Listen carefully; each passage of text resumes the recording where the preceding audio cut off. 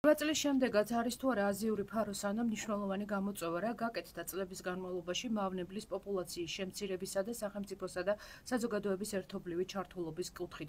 შემცირდა თუ არა მინიმუმამდე სასოფლო-სამეურნეო, სატყეო კულტურების დაზიანება და ეკონომიკური ზარალი. ყველაფერი ფაროსანას შესახებ პირდაპირ ეთერშია გადაცემა ეკონომიკსი. სტუდიაში ჟურნალისტი ირმა ებრალიძე მუშაობს. გამარჯობა. დღეს ჩვენი გადაცემის სტუმარია სურსათის ეროვნული სააგენტოს მცენარეთა დაცვის დეპარტამენტის უფროსი ნიკოლოზ მესხი.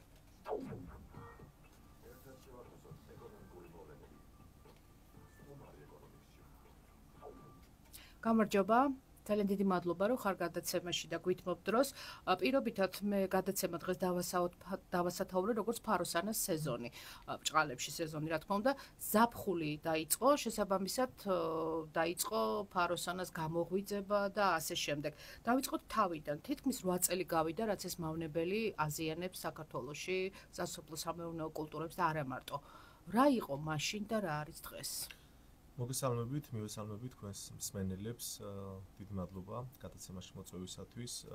მართლაც აქტიური სეზონია ახლა მავნებლის წინააღმდეგ. მისი ბიოლოგიის გათვალისწინებით იგი გაზაფხულიდან იწყებს გააქტიურებას და შეუძლია დააზიანოს 300-ზე მეტი მცენარე. ამიტომ აუცილებელია მის წინააღმდეგ გატარდეს ეს ღონისძიებები და როგორც თქვენ აღნიშნეთ, 2017 წლიდან სახელმწიფო ახორციელებს მის საწინააღმდეგო ღონისძიებებს იმ ეფექტური მეთოდების გამოყენებით, რაც მსოფლიოში არის აპრობირებული. მოცემული მომენტისთვის სრულად არის მობილიზებული საჭირო ტექნიკა, ასევე ის საჭირო ინსექტიციდები, ის დამხმარე პერსონალი, ის ეკიპაჟები, რომლებიც უშუალოდ ახორციელებენ ამ ღონისძიებებს, 24 საათიან რეჟიმში ისინი მუშაობენ, ახორციელებენ მონიტორინგს და მავნებლის გავრცელებიდან გამომდინარე ტარდება უკვე შესაბამისი შეწამვითი ღონისძიებები. მოცემული მომენტისთვის უკვე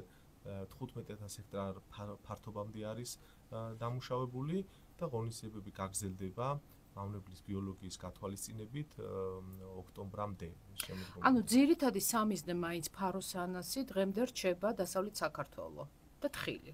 კი, მავნებელი გავრცელებულია დასავლეთ საქართველოში, ასევე აღმოსავლეთ საქართველოშიც გვხვდება კახეთში. ეს გეოგრაფიის არეალი როდის შეიცვალა, რამდენი წელი? გეოგრაფია ჩვენ მიმდებარე, ჩვენ მეზობლებში, სამეზობლო ქვეყნებში, ასე ვთქვათ, იგივე თურქეთში, აზერბაიჯანში, სომხეთში, რუსეთის ფედერაციაში ეს მავნებელი გავრცელებულია, ეს საზღვრებს, ასე ვთქვათ, ადვილად შეუძლია გადავიდეს ერთი ქვეყნიდან მეორეში, ამიტომ ის სწრაფად მიგრირება იმწერია, 10 კილომეტრი შეუძლია იფრინოს დღის განმავლობაში. ამიტომ სამწუხაროდ გავრცელებული არის ჩვენთანაც აღმოსავლეთ საქართველოშიც.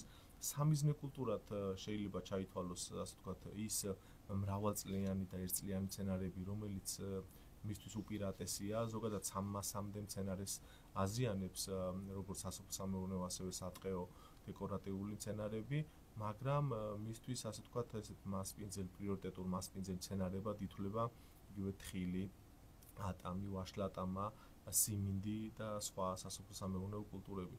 ამიტომ ეს კიდევ ერთხელ საზოგადოებას რო შევახსენოთ, ანუ რა დონის ზიანზეა ამ შემთხვევაში საუბარი, ანუ რას აკეთებს ეს მავნებელი, სანამ დაიწყება მცენარე, სანამ ნაყოფს გამოიბამს, მანამდე ხდება დაზიანება თუ შემდგომ? კი, მას აქვს თვითონ ამ მავნების ბიოლოგია ესეთია, რომ მწვრთნელად წუწნი პირის აპარატი, მას არ შეუძლია, ასე ვთქვათ, პირდაპირ შეჭამოს სხვა რაზმის წერებისგან განსხვავებით თვითონ მცენარე აზიანებს ნაყოფს, ითვლება ნაყოფის მავნებლად. მისგან მიყენებული ზიანი აისახება უხარისხო ნაყოფზე და ჩანასახშივი აზიანებს. ანუ ჩანასახშიულია და უკვე დასრულ ნაყოფზედაც უფრო დასრულ ნაყოფს ანიჭებს უპირატესობას. რა შეიძლება გამოიწვიოს, ანუ იმ სამიზნე მცენარეებზე და იმ მასპინძელ მცენარეებზე შეუძლია 80%-მდე ზიანიც კი მიაყენოს ესეთ მცენარეებს. ამიტომ აუცილებელია ეს პრევენციული ღონისძიებები გატარდეს, რათა ეს დიდი ზიანი იქნას აცილებული ამ მავნებელს, რაც შეუძლია რომ მოიტანოს. საზოგადოებას კარგად ახსოვს და ალბათ თითოეულ ჩვენ გასავს 2017 წელს, როდესაც დაიწყო ეს სახელმწიფო პროგრამა, მაშინ მინისტრმა ლევან დავითაშვილი იყო საფრთხის მეურნეობის მინისტრი, თქვა რომ ფაროსანა არის ერთ-ერთი მნიშვნელოვანი გამოწვევა ქვეყნისთვის. შეგვიძლია რომ ეს მესიჯი ახლა შევცვალოთ? არის ახლა დღესაც? ეს ზოგადად არა მარტო ჩვენი ქვეყნისთვის, არამედ მსოფლიოს ბევრი წამყვანი ქვეყნისთვის არის გამოწვევა, რომელიც დღემდე რჩება გამოწვევად, რადგან პოტენციურად საფრთხეს უქმნის სოფლის მეურნეობას, ეკონომიკას, თუ მის წინააღმდეგ არ იქნება ღონისძიებები გატარებული და თუ ყურადღებით არ იქნება შესაბამისი სამსახური. ამიტომ, რა თქმა უნდა, რჩება ეს მავნებელი გამოწვევად ჩვენი ქვეყნისთვის, თუმცა არა მნიშვნელოვან გამოწვევად. რატომაც არა მნიშვნელოვნად. მნიშვნელოვან თუ ეს არ გამოწვევად. ჩატარდება ღონისძიებები, ამას ხაზს უსვამ, არ გატარდება შესაბამისი ღონისძიებები, მას პოტენციურად შეუძლია ჩვენი საექსპორტო, ასევე შიდა მოხმარებისთვის განკუთვნილი სასოფლო-სამეურნეო პროდუქცია გაანადგუროს. ამიტომ მნიშვნელოვანია გავაკეთოთ. თქვენ ამბობთ, თუ არ ჩატარდება, მაგრამ ეს ღონისძიებები ტარდება. რო შევადაროთ 2017 წელს, სანამ დაიწყებოდა ეს ღონისძიებები, რა სტატისტიკა გქონდა, იგივე დავუშვათ ავიღოთ ხილი, რაღაც ყველაზე პოპულარული ხა ხილის კულტურა მაინც დასავლეთ საქართველოში, ამ სეზონზე ყოველ შემთხვევაში და დღეს რა გვაქვს? ხილი აღნიშნეთ ერთ-ერთი მნიშვნელოვანი სასოფლო-სამეურნეო კულტურაა. ჩვენი ქვეყნისთვის ერთ-ერთი შემოსავლის წყაროა ფერმერებისთვის, ასევე ექსპორტიდან მიღებული თანხა ჩვენი ქვეყნისთვის მნიშვნელოვანია და ბოლო 10 თვის მონაცემებით 100 მილიონ აშშ დოლარზე მეტი პროდუქცია არის ექსპორტირებული. პროდუქცია გადის ძირითადად ევროკავშირის ქვეყნებში, იტალიაში, გერმანიაში, თურქეთი თვითონ არის წარმოებელი, თურქეთი, ასე ვთქვათ, მთელი მსოფლიოს 80% საწარმოებს.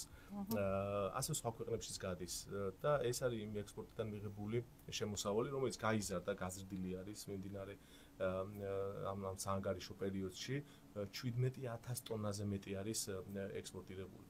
თუ შევადარებთ იმ წლებს, როდესაც მავნებელი ახალი შემოსული იყო და ასე ვთქვათ, აზიანებდა ამ სხვა კულტურებს, მაჩვენებელი მართლაც გაზრდილია. და იმ პერიოდისთვის ეს ეხება 16-17 წლებს ერთ-ერთი ორგანიზაციის მიერ იქნა გამოქვეყნებული თავიანთი კვლევის შედეგები და მარტო თხილის სექტორზე დაახლოებით 60-დან 68 მილიონ დოლარამდე მიყენებული იყო ზიანი, რომელიც ფაროსანამ და ასევე იმ მავნე ორგანიზმებმა გამოიწვიეს, რომელიც თხილშია გავრცელებული. ამიტომ ამის შემდგომ არა მარტო ფაროსანას ღონისძიებები ტარდება სახელმწიფოს მიერ და ფერმერების ჩართულობა იყო ძალიან მნიშვნელოვანი ჩვენთვის, ესე იგი ცნობიერების ამაღლების კუთხით, რომ ფერმერებს გაეტარებინათ ეს ღონისძიებები, ძალიან ბევრი რამე გაკეთდა და შეხვედრები ფერმერებთან, ასევე რამოდენიმე მნიშვნელოვანია მათი ჩართულობა ამ ღონისძიებებში, მომზადებულია სპეციალური ბროშურები, ვიდეორგოლები და მათ მუდმივ რეჟიმში მიეწოდებათ ინფორმაცია, რომ ჩაატარონ ის ღონისძიებები, როგორც აზიური ფაროსანას წინააღმდეგ, ასევე სხვა დაავადებების, მავნებლების წინააღმდეგ, რომელიც არის თხილში გავრცელებული. რაც ადრე არ ხდებოდა. ადრე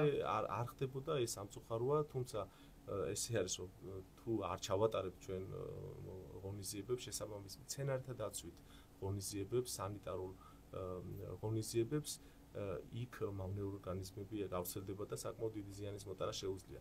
ამიტომ მნიშვნელოვანია, რომ ასე ვთქვათ, არ ველოდოთ მოსავლის აღების პერიოდს და მანამდე ჩავატაროთ იგივე მწვანე სამუშაოები, გასხვლითი ოპერაციები, ნიადაგის დამუშავება, მცენარების გამოყვება და რა თქმა უნდა ამ თავიანთ ვადებში მავნე ორგანიზმების წინააღმდეგ ღონისძიებებიც. ეს არის აუცილებელი. აი თუ მაგალითად თქვენ თქვით, რომ აღმოსავლეთ საქართველოშიც გავრცელდა, მაგრამ აღმოსავლეთ საქართველოში ვენახთან დაკავშირებით მუდმივად ხდება დავუშვათ სხვადასხვა სამუშაოების ჩატარება. შეგვიძლია ვთქვათ, რომ იგივე ჭირდება, იგივე პროცესები დაახლოებით თხილსაც, როგორც დავუშვათ ვენახს? თხილსაც იგივე აღმოსავლეთ საქართველოშიც არის გარკვეულ მუნიციპალიტეტებში თხილი მომოყავთ, თხილის პლანტაციები არის და იქ ტარდება ეს ღონისძიებები. და ნაკლები ზიანი, ანუ სადაც ტარდება, ანუ ვინც ატარებს, რომელი ფერმერიც ატარებს ღონისძიებას, მას აქვს კარგი შედეგი.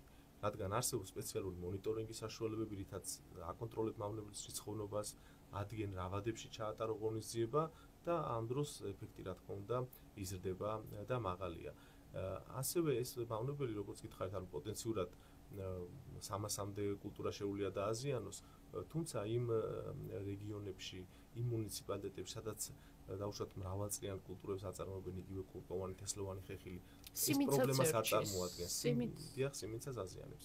მაგრამ იქ სადაც ტარდება იმის თქმა მინდა რომ სადაც ტარდება ღონისძიება და ფერმერი ატარებს იგივე აი ვაშლის წამლობას სიტყვას შიდა ქართლის მუნიციპალიტეტი შეიძლება 10 წამლობაც კი ჩაატაროს და იქ გამოყენებული ინსექტიციდები ამ წამლობის სქემაში რა თქმა უნდა ამავნებელზეც მოქმედებს და ანუ ეს ვაშლის ერთ-ერთი საექსპორტო კულტურა მისი დაზიანება არ აღინიშნება. ასევე ატამი ვაშლატამა იქაც არ არის პრობლემა. ანუ სადაც ტარდება ღონისძიება აი ამის თქმა მინდა. ანუ შეგვიძლია ვთქვათ, რომ სახელმწიფოსა და საზოგადოების ერთობლივი ჩართულობა ეს მთავარი მესიჯი რაც იყო წლების განმავლობაში, ამან შედეგი გამოიღო და ახლა უკვე ფერმერი და იცის დაუშვათ, რომ აქ მარტო ფაროსანას პრობლემა არ არის, არის სხვა რაღაც და აუცილებელია, რომ მოხდეს შეწამლა, ქიმიურად დამუშავება. რა თქმა უნდა, ამ ასე ვთქვათ თანამშრომლობამ და ერთი პერიოდის სლოგანი იყო ჩვენი ესეთი ერთად ვერძელოთ აზიურ ფაროსანას და აქ იგულისხმებოდა ფერმერების ჩართულობა კერძო სექტორის და ესეთი კომპლექსური მიდგომით რა თქმა უნდა ეფექტი არის და ფერმერებს მუდმივ რეჟიმში სჭირდებათ ანუ იმ სიახლეებზე ინფორმაციის მიწოდება და ამაზე მუშაობს სააგენტო ძალიან აქტიურად იგივე პირისპირ შეხვედრები იგივე საინფორმაციო მასალები ესეც ანუ ეს გადაცემას კარგი საშუალება იმისთვის კიდევ დამატებით ინფორმაცია მივაწოდოთ ფერმერებს და აუცილებელია მათი ჩართულობა. ასევე თვითონ ეს მავნებელი, რომელსაც სოციალური ეფექტიც აქვს და უკვე გამოსაზამთრებლად სახლებისკენ როდესაც გადაადგილდება, იქაც მნიშვნელოვანია მექანიკური საშუალებებით. ხო, ეს არის საინტერესო, იმიტომ რომ ქიმიური დამუშავება მოსახლეობაზე არ ვრცელდება, იმიტომ რომ თქვენ ამუშავებთ ქიმიურად ფართობებს სახელმწიფო, ხო? ანუ დიდ თუ მოსახლეობასთანაც შედის ხარ. მოსახლეობა, ანუ დასახლებულ პუნქტებში ხდება თერმული ნისლის ტექნოლოგიით დამუშავება.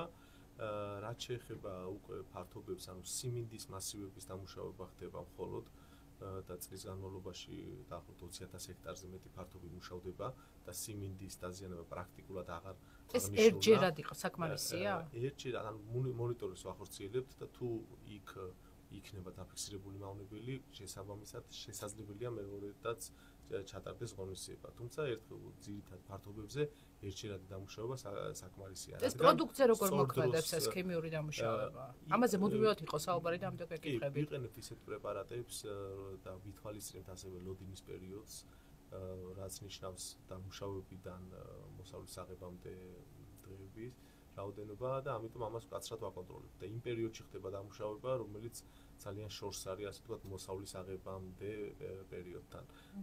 და ამიტომ ამაზე სპეციალური კვლევები მიმდინარეობდა, როდესაც მოწდებოდა ეს პროდუქცია და იქ ზღულად დასაშვებ ნორმაზე მეტი ქიმიური ნივთიერება არ ფიქსირდებოდა. ამიტომ ახლა ეს თხილის მოიხსენებათ, როგორ წარმატებით გადის ექსპორტზე და არც ერთი შემთხვევა არ ყოფილა მიიღოს ქვეყანას ნოტიფიკაცია იქ არასასურველი ქიმიური ნივთიერების, არასასურველი პესტიციდის არსებობის შესახებ ან ზღვარზე მეტი ასე ვთქვათ ქიმიკატის არსებობის შესახებ. ამიტომ ამას ვაკონტროლებთ და რეკომენდაციებშიც ეს არის რა თქმა უნდა. რაც შეეხება მოსახლეობას და მექანიკურ დამუშავებას, როგორ ხდება კიდევ ერთხელ რო განმარტოთ როგორ უნდა ებრძოლოს დავუშვათ ადამიანმა საკუთარ სახლში ამ ეხა ეს პერიოდია, როდესაც უკვე მავნებელის ძირითადი ნაწილი გარეთ არის გასული და საცხოვრებელ სახლებში სხვა დამხმარე შენებებში ბრუნდება უკვე გამოსაზამთრებლად, ანუ შემოდგომის პერიოდში და ანუ აქ ბუნებაში ვერ გადარჩება დაბალი ტემპერატურის გამო და ამიტომ აფარებს ესეთ თბილ-ადგილებს თავს. და აქ აუცილებელია ესე იგი მექანიკურად მოხდეს მისი განადგურება, რადგან ერთი მავნებლის განადგურება შემდგომი სეზონისთვის 1000-მდე მავნებლის 1000-ობით მავნებლის განადგურებას უდრის და აქ არსებობს მექანიკური საშუალებები, მისი შეგროვება დაწვა, ასევე არის პრეპარატები, რომელთა გამოყენება დაშვებულია საცხოვრებელ სახლებში და უსაფრთხოა ადამიანის ჯანმრთელობისთვის. მაგაზედაც აი ძალიან ბევრი ის არის მომზადებული გვაქვს, ასე ვთქვათ, რგოლები, იგივე მიიზიდება სინათლის წყაროს მიერ, აი მარტივი კონსტრუქციით გაკეთდება ესეთი ასე ვთქვათ, მისაზიდის საშუალება, ასევე მუყაოს ყუთი, სადაც ქაღალდები იქნება ჩალაგებული, იქაც შედის გამოსაზამთრებლად და ამის დაწვა შეიძლება. ანუ ძალიან მარტივი გზით შეიძლება ასე ვთქვათ, მისი განადგურება, მთავარია, ანუ აქტიური მონაწილეობა თითოეულ ჩვენთანგანის ჩართულობა ამ პროცესში. და რაც შეეხება მოიზიდე და გაანადგურა, ეს არის სწორედ მოსახლეობისთვის განკუთვნილი. ანუ ეს მიდგომა არის არა მარტო მოსახლეობას თან არამედ ტყის პერიმეტრზე, ფართობების პერიმეტრზე თავსდება სპეციალური ფერომონიანი დამჭერები, რომელიც იზიდავს ამ მავნებელს და ხდება წერტილოვანი დამუშავება იმ არაყვავილოვანი მცენარეების, რომელიც უზრუნველყოფს მათ ასე ვთქვათ დიდი რაოდენობით განადგურებას. ეს საპრობირებულია ეს ტექნოლოგია მსოფლიო მასშტაბით ბევრი ქვეყანა იყენებს და ჩვენს მასშტაბურად ვიყენებთ, რათა მასიური დამუშავების ნაცვლად ესეთი წერტილოვანი დამუშავებები მოვახდინოთ და მაქსიმალურად ვიყოთ ეფექტურები ამ მავნებლის წინააღმდეგ. და თუ დავუშვათ შევადარებთ, შეგიძლება ვთქვათ, რომ პოპულაცია შემცირდა თუ პირიქით გაიზარდა?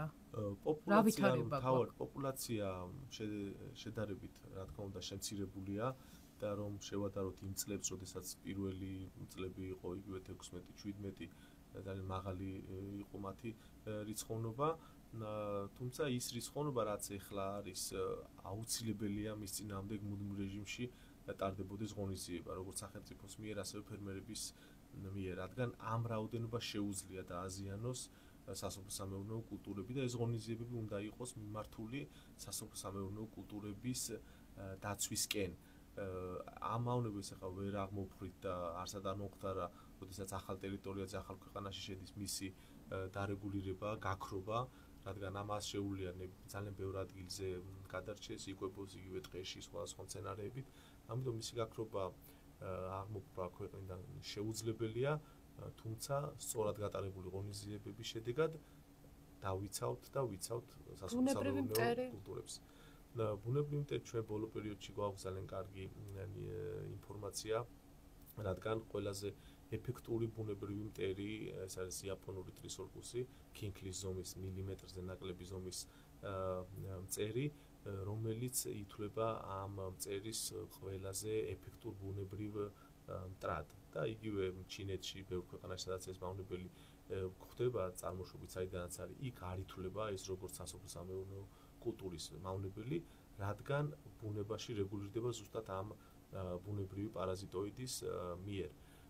ეს პარაზიტოიდი 2023 წელს დაფიქსირდა ჩვენი ქვეყნის ტერიტორიაზე, გარკვეული ერთეულები დასავლეთ საქართველოში და სამეცნიერო კვლევითი ცენტრი ძალიან აქტიურად მუშაობს, მიმდინარეობს მუშაობა დღესაც რისკის შეფასებაზე, რისკის ანალიზი კეთდება და ასევე ლაბორატორიული კვლევები ამ ასე ვთქვათ პარაზიტოიდის ეფექტურობის დადგენაზე ჩვენს პირობებში. და ამას ბევრი დრო ჭირდება ამას განსაზღვრას? ამას რა თქმა უნდა ჭირდებოდა და უკვე ასე ვთქვათ დასკვნის ფაზაში არის ესე იგი ეს კვლევები და ეს წლები მიმდინარეობდა ეს კვლევები ბოლო წლები. თუმცა აქ თქვენი ინფორმაციისთვის გეტყვით, რომ ბევრმა ქვეყანამ იგივე ჩვენ სამეზობლოში თურქეთმა მიიღო გადაწყვეტილება გასულ წელს, რომ ეს პარაზიტოიდი გაეშვა, დაახლოებით 9 მილიონი მწერი გაუშვეს გასულ წელს, მიმდინარე წელს გეგმავენ მილიონის გაშვებას, ასევე იტალიას აქვს ამის გამოცდილება და იქაც ასე იგი 700 წერტილიდან ჩრდილოეთ იტალიაში უშვებდნენ ამ პარაზიტოიდს, რომელიც საკმაოდ ეფექტურია, რომელიც არ არის რაიმე საფრთხის შემცველი სხვა სასარგებლო მწვერისთვის ან კულტურისთვის ან ადამიანისთვის მას არ შეუძლია არანაირი ზიანის მოტანა და ეს რისკი შეფასებულია და ბევრი ქვეყანა იყენებს, იგივე ახალი ზელანდია და ავსტრალია, სადაც ბოლო მონაცემებით ავსტრალიაში გავრცელდა ეს მავნებელი, მათ უკვე სამთავრობო დონეზე აქვთ მიღებული ეს გადაწყვეტილება, რომ გაუშვან თავის ტერიტორიაზე. ანუ ეს პროცესი რაც იყო, ანუ ეს უკვე გავიარდა, როგორც ითხარით, დასკვნის ფაზაში არის და უკვე როდესაც შესაბამის სამეცნიერო დასკვნა იქნება, ეს შესაძლებელი იქნება. ანუ შეიძლება რომ მომავალი წლიდან ეს კი, სრულად შესაძლებელია, თუმცა აღსანიშნავია, აქ არ არის საუბარი იმაზე, რომ რამე შემოვიყვანოთ სხვა ქვეყნიდან, იმაზეა საუბარი, რომ ჩვენთან არსებული ეფექტური პარაზიტოიდი, რომელიც გვხვდება ჩვენს ბუნებაში, მისი შესწავლა, მისი გამრავლება. თავისთავად თქვენ თქვით, რომ ჩვენთან შეხვდა ბუნებაში. თავისთავად ვერ მოახერხეს ახლა დავუშვათ ამ წერმა ისე გამრავლება, რომ იმ ტერიტორიაზე მაინც დავუშვათ პრობლემები შეექმნა. როდესაც ამ თანაფარდობა არის განსხვავებული, როდესაც ფაროსანას რაოდენობა ძალიან მაღალია და მისი ასე ვთქვათ ამ პარაზიტოიდის რიცხოვნობა დაბალი, ანუ მას არ შეუძლია ეს გააკონტროლოს, ამიტომ ჩარევა არის ხოლმე საჭირო ამ შემთხვევაში და მისი მეტი რაოდენობით გაშვება, რათა მეტი ამ მავნებლის კვერცხი დააპარაზიტოს. ეს დიდ ფინანსებთან არის დაკავშირებული, ანუ ყველაფერი ხა ესეთი კიდაც კვლევები, კიდაც ეს პროცესი, რა თქმა უნდა, ფინანსებთან არის დაკავშირებული და ეს კომპლექსურად უნდა მოხდეს. ანუ ჩვენ რო ვთქვათ, რომ ხა ეს რაღაც მაგიური ძალა და გაუშვებთ და შემდეგ ასე ვთქვათ ჩვენ არაფერი არ უნდა გავაკეთოთ. ანუ კომპლექსურად უნდა მოხდეს როგორც და ესე აკეთებენ ანუ კომპლექსურად ანუ სხვა ქვეყნის გამოცდილებების რო ვთქვათ იქ ხდება პარალელურად ამ პარაზიტოიდის გამოყენება ფაროსანას კონტროლის მიზნით და ასევე ტარდება შესაბამისი ქიმიური და მექანიკური ღონისძიებები. და თურქეთი მხოლოდ ქიმიურ ღონისძიებებსაც იყენებს თუ მხოლოდ შემოიფარგლება ამ წერის იყენებს რა დაშვებით? თქმა უნდა ქიმიურ ღონისძიებებს, როგორც გითხარით დასაწყისში თურქეთი დაახლოებით 80% მსოფლიო თხილის წარმოების აწარმოებს და ძირითადად ექსპორტზე არის ორიენტირებული და იქ რა თქმა უნდა ტარდება ქიმიური ღონისძიებები ამ მავნებლის წინააღმდეგ, სხვა დაავადებები, სხვა მავნებლების წინააღმდეგ, რათა მათ ჰქონდეთ მაღალი და ხარისხიანი მოსავალი და პარალელურად ასევე ახდენენ ამ პარაზიტოიდის გაშვებას და როგორც გითხარით, მიმდინარე წელს საერთო ჯამში ისინი გაუშვებენ დაახლოებით 1 მილიონ ესეთი იაპონურ ტრისოფოს. და თავად იაპონიაში ეს პრობლემა როგორც ვთქვით არ არის, რადგან ეს არეგულირებს იქ არის მავნებელი, არის ეს პარაზიტოიდი და ბუნებაში არ აღწევს. საერთოდ საიდან შემოვიდა ეს ჩვენთან? ანუ ეს გავრცელების გზები დასავლეთთან შემოვიდა, მოგეთ ჩვენი არაკონტროლებადი ტერიტორიიდან და პირველი ზუსტად იქ მოსაზღვრე ტერიტორიებზე გავრცელდა. კი, რუსეთში ანუ ეს ოფიციალურად არსებობს, ასე ვთქვათ, ეს დადასტურებული ინფორმაციის წყარო, რომ 2014 წელს რუსეთის ტერიტორიაზე ფიქსირდებოდა და შემდგომ პერიოდში გავრცელდა აქ ჩვენთან.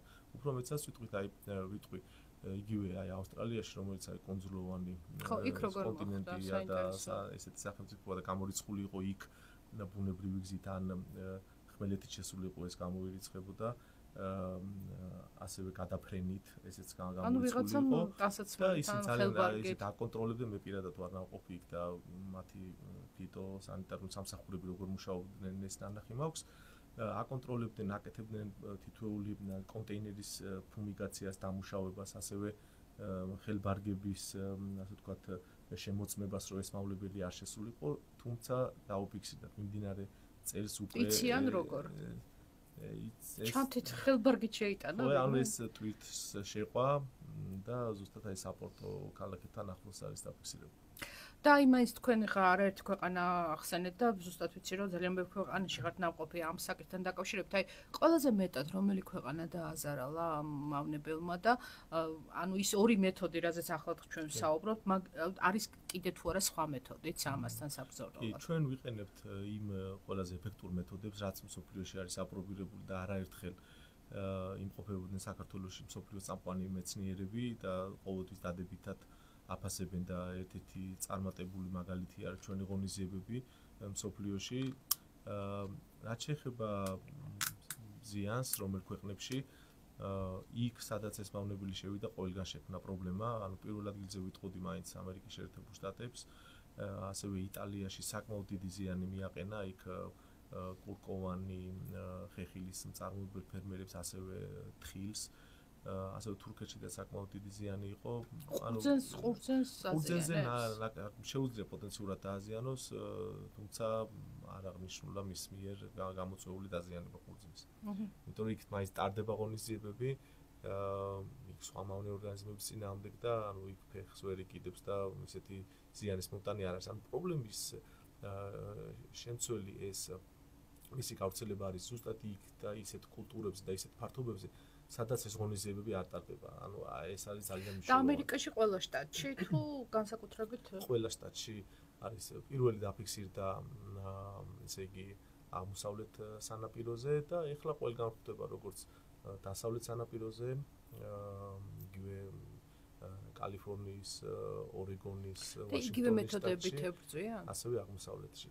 იგივე მეთოდები ჩვენ როდესაც ეს ღონისძიებები დავიწყეთ, ანუ ეს ღონისძიებები პირველ წლებში ეფუძნებოდა ზუსტად მსოფლიოს წამყვანი მეცნიერების გამოცდილებებს და მათ რეკომენდაციებს და იგივე, ანუ იდენტური, იგივე ფერომონები გამოიყენება ამ ღონისძიებებში, იგივე მოქმედი ნივთიერებები, პრეპარატების, რომელიც მაღალ ეფექტურია ამ მავნებელზე და იგივე მიდგომები. ჩვენ რა თქმა უნდა, ჩვენი რეალობის და ქართული რეალობის გათვალისწინებით ჩვენ მაინც ქართული პროგრამა გვაქვს, თუმცა ის ძირითადი მიმართულებები, ძირითადი მეთოდები არის აპრობირებული, მსოფლიოში დამტკიცებული და გამოიყენება ბევრ ქვეყანაში. და ცოტა დრო გვჩება, თქვენ შეგიძლიათ მოსახლეობას მიმართოთ, ანუ კიდევ ერთხელ რომ შევახსენოთ, რა უნდა გააკეთონ მათ და ასევე ეს გეგმა თუ არის გაწერილი, დაუშვათ წინასწარ თუ ხდება შეტყობინება, რომ დღეს დაუშვათ აქ უნდა მოხდეს ქიმიური შეწამვლა, ხვალ აქ ზეგი, ან ვინ არის ამის პასუხისმგებელი ადგილობრივი ორგანოები თუ თქვენი? ძალიან აქტიური ჩართულობა არის ადგილობრივი თვითმმართველობების მხრიდან და ამისთვის მართვის ცენტრი არის შექმნილი ზოგადად ფაროსანას ღონისძიებების მართვის ცენტრი დასავლეთ საქართველოში და ასევე აღმოსავლეთ საქართველოში და რაც შეეხება ღონისძიებების ჩატარებას, ანუ თვითმმართველობასთან ერთად კოორდინაციით იმ ტერიტორიებზე მცხოვრებ მოსახლეობას ეცნობება წინასწარ ღონისძიებების გატარების შესახებ, ისინი სპეციალური პროგრამის მეშვეობით იღებენ SMS-ით შეტყობინებას და მათ აქვთ ინფორმაცია, რომ იქ ღონისძიება ტარდება და მნიშვნელოვანი არის ანუ ამ პერიოდისთვის მათი ჩართულობა თავიანთ ფართობებში, რომ ჩატარდეს ეს ღონისძიებები. რა კუთხით ჩართულობა? ჩართულობა იგივე, როდესაც მე ვარ ფერმერი და მაქვს თხილის ფართობი და მიმდინარეობს ახლა თხილის მხარდაჭერის პროგრამა და სპეციალური ქულები ერიცხებათ ფერმერებს და ამ ქულების გამოყენებით შეუძლიათ მცენარეთა დაცვის საშუალებები აგროქიმიკატები შეისყიდონ და თავად ჩაატარონ ეს ღონისძიება. ქიმიური დამუშავება. დიახ, აქ არის მათ როგორც აზიური ფაროსანას პრეპარატი, ასევე სხვა სოკოვანი ბაქტერიული დაავადებების განკუთვნილი. ანუ ეს ღონისძიებები უნდა ჩაატარონ იმ სქემების შესაბამისად, რომელიც არის ჩვენს მიერ მომზადებული, რომელიც მუდმივად ახდება და მათ მიეწოდებათ. თუმცა ამ შემთხვევაში თუ ამ პროგრამაში ჩაერთვება, უნდა იყოს დარეგისტრირებული. კი, ეს დარეგისტრირებული უნდა იყოს და აქ უმრავლესობა ფერმერების არის, წვრილ ფერმერებზეა საუბარი, დარეგისტრირებულები არიან. მეორე წელი ეს პროგრამა რაც მიმდინარეობს და ისინი სარგებლობენ ამ პროგრამით და აქტიურად ახორციელებენ ამ ღონისძიებას, მაგრამ ვინც ახორციელებს, ანუ იმ ფერმერებს მოუწოდებ, რომ ისინი ჩაერთონ ამ ღონისძიებას, რადგან ეს არის აუცილებელი. რადგან თუ ჩვენ არ ჩავატარებთ ღონისძიებას, მოსავალი არ გვექნება. იგივე ტრადიციულად როგორ იყო ხო ვაზის შემთხვევაში აღმოსავლეთ საქართველოში ან ვაშლის ხეხილოვანი კულტურების შემთხვევაში იქ ტარდებოდა წამლობა და ტარდება მინიმუმ 7-8 საჭიროების შემთხვევაში შეიძლება 10-საც გადააჭარბოს ამ ღონისძიებებმა. ჩვენ თუ გვინდა კარგი, მაღალი, ხარისხიანი მოსავალი, უნდა ჩავატაროთ შესაბამისი ღონისძიებები. სხვა შემთხვევაში სამწუხაროდ იქ მამნე ორგანიზმები გავრცელდება და დაზიანდება ჩვენი, ასე ვთქვათ, მოსავალი. ანუ ზაფხული შეიძლება ითქვას, რომ ეს არის სერიოზული თავისტკივილი ფაროსანას კუთხით და აქ საჭიროა ერთობლივი მუშაობა. დიახ, ზაფხულში არის აქტიური, ანუ გაზაფხულიდან იწყება, თუმცა ეხლა არის ის პერიოდი ზაფხულიდან, ასე ვთქვათ, ივნისის დასაწყისიდან იგივე სექტემბერი, ოქტომბერი, როდესაც მათ შეუძლია დააზიანოს. სხვადასხვა კულტურები ვიცით, რომ სხვა კულტურა, სხვა მოსავლის აღების დრო აქვს, ნაყოფი სხვადასხვა დროს გამოაქვს და ესეც შედარებით ანუ ჭკვიანი მწერია წყალებში და მიგრირებს ზუსტად იმ მცენარეებისკენ, სადაც არის ნაყოფი და სადაც შეუძლია გააზიანოს. ხილსაც ერჩის ესე იგი, ანუ ხილსაც ამწუხარ. გასაგებია. დიდი მადლობა. მადლობა წარმატებებს გისურვებთ. თქვენ სურსათის ეროვნული სააგენტოს მცენარეთა დაცვის დეპარტამენტის უფროს ნიკოლოზ მესხს უსმენთ. მე მომავალ ხუთშაბათამდე გეშտობებით. მომავალ ხუთშაბათს ამ სტუდიაში სხვა თემით და სხვა სტუმრით დავბრუნდები. მადლობა.